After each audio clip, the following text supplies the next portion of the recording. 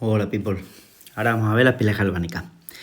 Las pilas galvánicas son esos dispositivos que tenéis por casa para ponerle al mando de la tele, ¿vale? Que son de este rollo, en plan, tiene aquí una parte positiva, negativa, que nosotros se lo conectamos al mando y le da electricidad, ¿vale?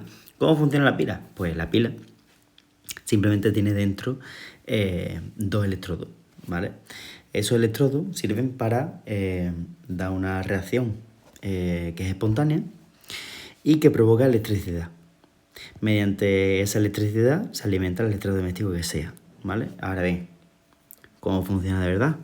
Pues bueno, nosotros sabemos que una pila, que la acabo de decir, que es un dispositivo para obtener electricidad con una reacción química espontánea.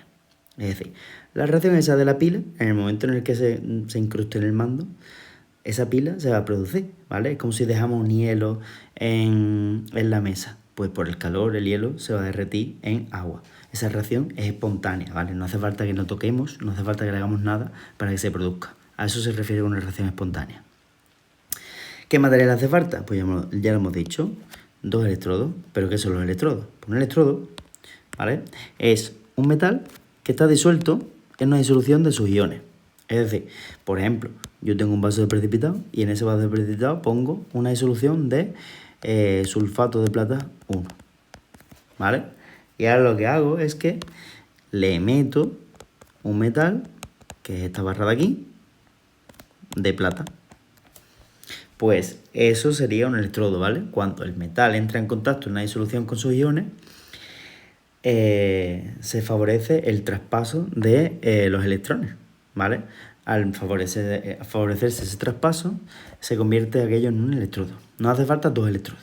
¿Y esos dos electrodos cuáles son? Pues uno sería el cátodo y el otro sería el ánodo. Que en el cátodo siempre se va a producir la reducción y en el ánodo siempre se va a producir la oxidación. Como regla mnemotécnica, ¿vale? Cátodo consonante, reducción consonante. Ánodo vocal, oxidación vocal. Entonces, este de aquí siempre consonante, consonante. Y este de aquí vocal, vocal. ¿Vale? Para que no se olvide nunca más. Ahora, ¿esto cómo se representa? Vale, pues para representarlo necesitamos los dos bases de precipitado, ¿vale? Están aquí, con sus disoluciones. En este caso esto sería la pila de Daniel, ¿vale? Hay una pila específica de zinc y de cobre, en el que metemos una placa de zinc y la ponemos en contacto con el sulfato de zinc. En el otro lado metemos una placa de cobre y lo ponemos en contacto con el sulfato de cobre. El ion sulfato a mí no me sirve, pero simplemente yo sé que aquí hay zinc 2 más y que aquí hay cobre 2 más, que están unidos mediante un puente salino. Entonces los electrones van a ir desapareciendo del sulfato de zinc y se van a ir traspasando por aquí al cobre. De tal manera que al ir los electrones en ese sentido, ¿vale? Esta cantidad de cobre se va a ir depositando y se va a producir la reacción hasta que se desgaste y ya no provoque más electricidad, ¿vale?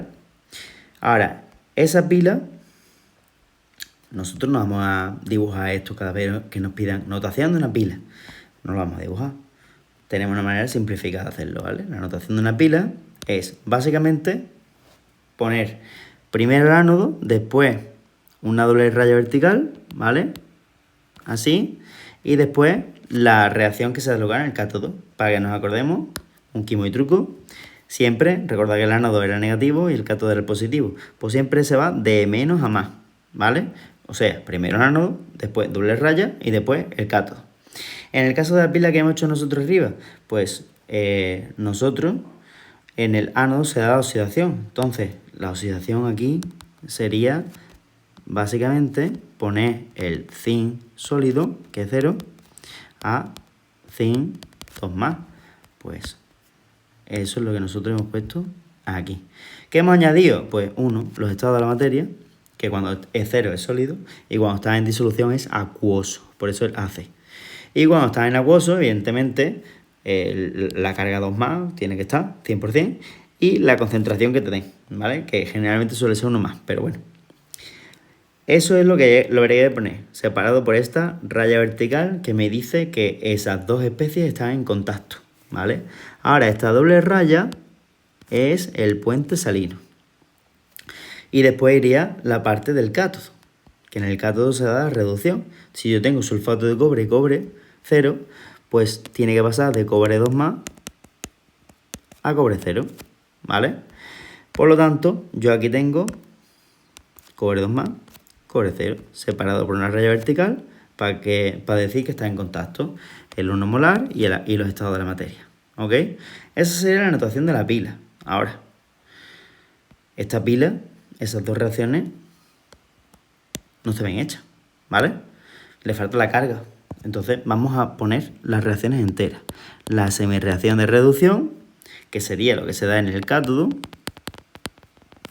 y la semirreacción de oxidación, o lo que se da en el ánodo. En el cátodo hemos dicho que se da la reducción del cobre 2+ a cobre 0. Pues cobre 2+ a cobre 0.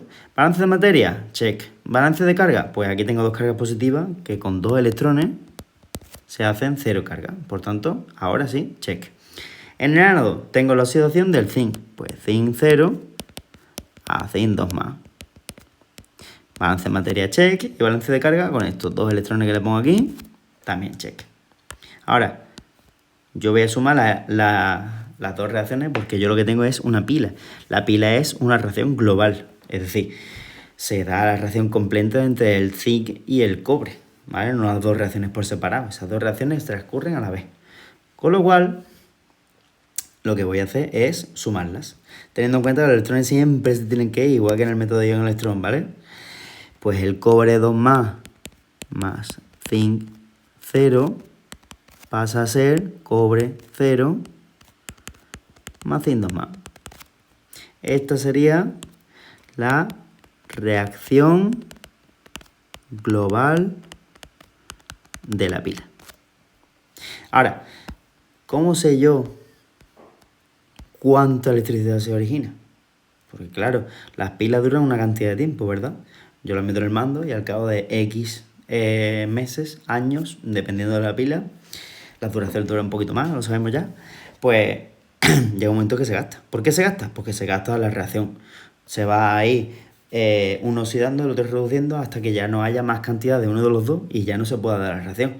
Por lo tanto, la electricidad va a depender del potencial de reducción de cada uno de ellos o de la fuerza electromotriz de la pila, que es la resultante, ¿vale? Se mide en los potenciales de reducción, ¿vale? Cuanta mayor diferencia entre aquellos potenciales, mayor potencial de la pila, según esta ecuación de aquí, ¿veis? Potencial del cátodo menos potencial del ánodo va a ser igual al potencial de la pila. Si este de aquí es muy grande y este es muy chiquitito, pues entonces la diferencia será bastante grande y el potencial de la pila será muy grande. Entonces, ahora falta mucho tiempo para gastar esos voltios, ¿vale? Que es lo que se mide en los potenciales de reducción.